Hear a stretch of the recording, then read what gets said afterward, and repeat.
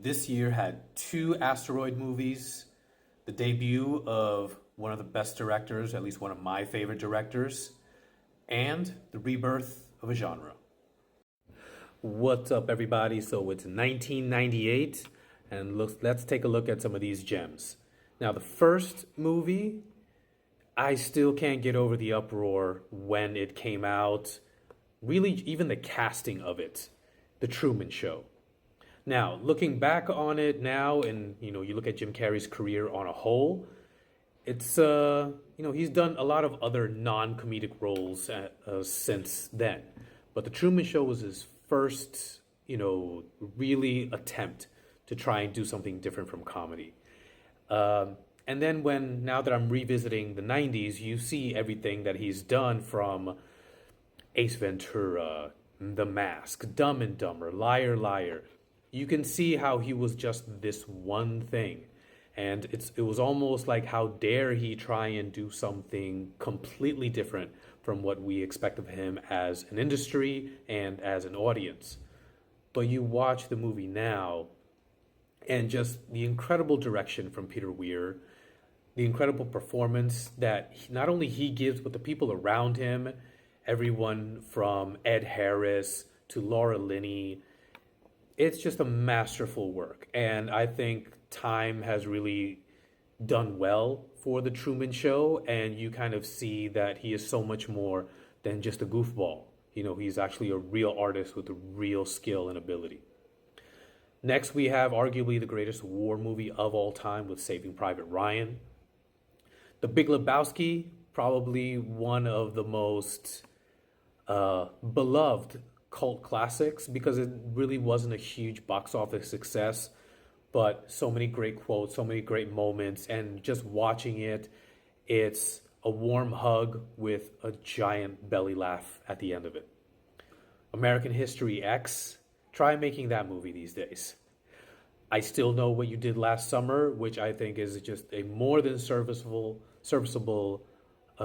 sequel to its predecessor. Deep Impact and Armageddon. Deep Impact is really an interesting movie because it was, I would almost say, like Hollywood predicting the future, because Morgan Freeman played the president, and it was the first time that audiences even got a look at what a black president would look like. I loved Armageddon so much more. This is like peak Michael Bay for me. And it's just so much fun, completely unrealistic. I love how Ben Affleck got yelled at by Michael Bay when he said, "Hey, wouldn't it be easier for astronauts to learn how to drill instead of people who drill learning how to be astronauts? Wouldn't that be more realistic?"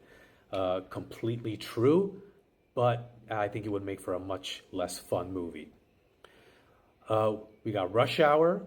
I think, Chris Tucker at this time, he just had his finger on the pulse. He really capitalized on his role as Smokey on Friday, and then putting him together with Jackie Chan. It's just magic. Lock, Stock, and Two Smoking Barrels. This is Guy Ritchie's introduction to the world, and definitely my favorite debut. Don't get me wrong, I love Reservoir Dogs, I love Quentin Tarantino, but as a first-time movie from a first-time director, I gotta go with Lock, Stock, and Two Smoking Barrels. There's Something About Mary. Again, try making that movie these days. Fear and Loathing in Las Vegas, which I didn't like at the time, but as I got older, I got a little bit more of an appreciation for it. Just too wacky, too crazy and psychedelic. But now you see how great it is. At least I do. Blade, which has, I think, the best opening scene of any comic book movie for sure, and I'll put it up there with any of the James Bond overtures. It's just perfect with music and tone and character introduction. It's incredible. The Waterboy, A Bug's Life, The Thin Red Line, which people forget that I think there was between A Thin Red Line and Terrence Malick, the director's last movie, which I believe was Days of Heaven. I think it was like a 17-year gap, and then he comes out with this movie, which, it kind of blows you away when you watch it. Everything from, it was up there with Saving Private Ryan with Oscar nominations and Oscar buzz, and just the cast of so many actors. It's mind blowing. The Wedding Singer, Enemy of the State, which is, I think, a very underrated Tony Scott movie, with Gene Hackman and Will Smith. I do remember hearing that Tom Cruise was circling that movie for a second. I think it would have been great to see him and Gene Hackman reunite after The Firm, but still tons of fun. And I know it's 1998, so it might not mean much now, but all the pieces of technology that were used in that movie were ones that were taken right out of former CIA gadgets. So it was kind of scary to see, like, already they could do certain things. Can't Hardly Wait, which I think was the beginning really of the teen movies coming back. In the 80s you had all the John Hughes movies, and then there took a long time for anything like that to come back, and then Can't Hardly Wait, She's All That, Varsity Blues, American Pie, all those others. But it all started with this one.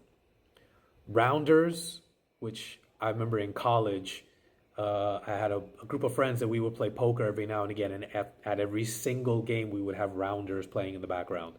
And as we're playing, quoting the movie for every scene.